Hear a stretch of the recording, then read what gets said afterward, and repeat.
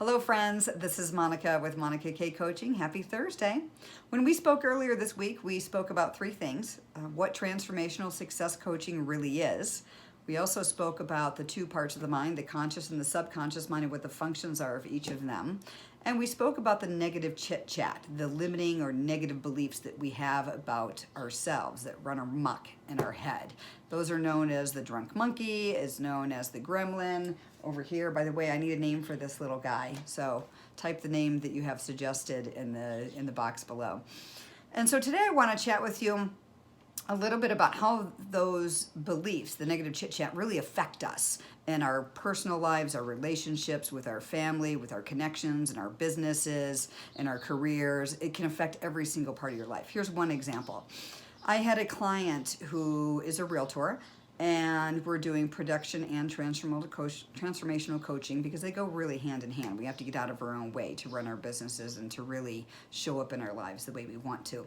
And he had not been doing his lead generation. And as we know, if you're a business owner and you don't do lead gen, you don't have a business, period, end of story. So we dug into why. And he said, well, he felt that he was bothering people. He felt he didn't have value to add, and he felt that people just didn't have the time to talk to him, they didn't want him to call, and they didn't like him. And so we dug in, where did this come from, right? Because that doesn't pop in your head one day. There's an experience that created that negative chit chat. And then he told me about a conversation he had with someone on his list. He was reaching out to stay connected, and the gentleman yelled at him, screamed at him, and said, "Take me off your list," and hung up on him. He didn't want to hear from him again.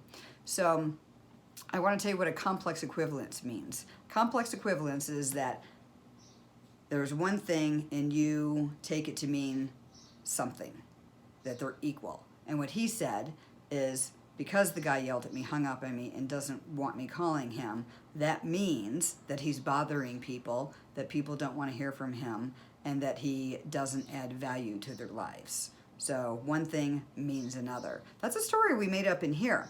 So I challenged him to look at a different perspective. What else could it mean?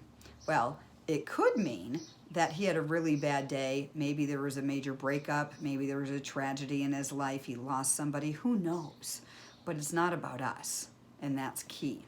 So the one thing I want to share with you, that, and the moral of the story, is that when we change the way we look at things, the things we look at change. It's amazing what can happen.